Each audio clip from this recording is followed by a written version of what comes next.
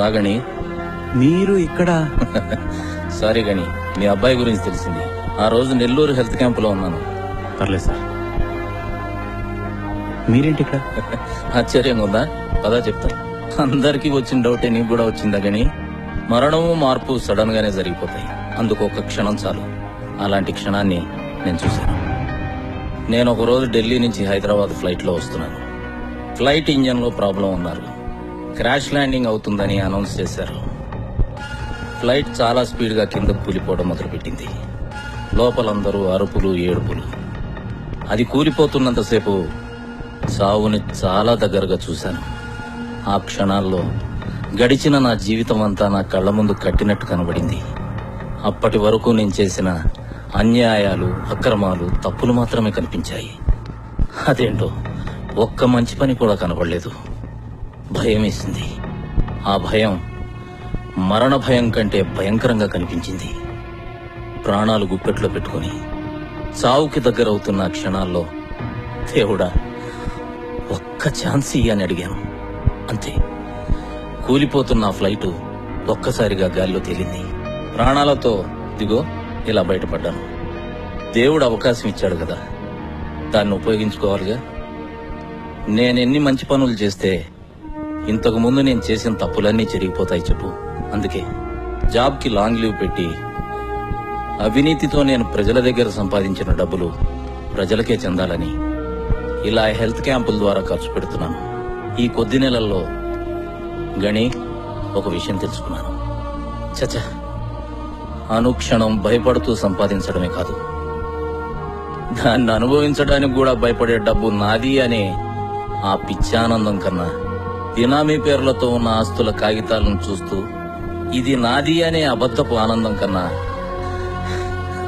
నీ వల్ల నాకు పునర్జన్మ దక్కిందయ్యా అని ఒక మనిషి చెప్పే థ్యాంక్స్ లో ఉండే ఆనందం కొన్ని కోట్ల రెట్లు గొప్పది. మనం బతకాలనుకోవడం ఆశ, 10 మంది బతకాలనుకోవడం ఆశయం. ఆశ బతికేలా చేస్తుంది, ఆశయం చావే లేకుండా చేస్తుంది. ఇదేంటి? 1000 నోటు. ఇది 500. మరిది 100. మూడిటి మీద కామన్ గా ఏముంది? గాంధీ బొమ్మ. ఈ డబ్బుతోటి, ఈ డబ్బు కోసం ఎన్ని అవినీతులు, అక్రమాలు చేసుంటామయ్యా. గణి, నోట్ల మీద ఉన్న మహాత్ముడికి మనం ఇచ్చే గౌరవం ఇదేనా? మారిపోగని. మనం మారితే మనం చూసే దృక్పథం కూడా మారుతుంది. అన్నా, ఏరా ఇలా వచ్చావు? అన్నా, అమ్మ ఆపరేషన్ అయింది కదా.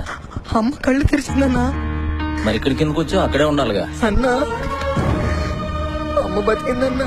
నువ్వు లేకపోతే చచ్చిపోయేదన్నా. ఇప్పుడు బాగానే ఉంది కదరా, మరి ఎందుకు ఏడుస్తున్నావు? ఇది ఏడుపు కాదన్నా, ఆనందం. అమ్మ కళ్ళు తెరవగానే నిన్ను గట్టిగా పట్టుకుని ఏడవాలనిపించింది. సరే సరే, నువ్వు వెళ్ళు.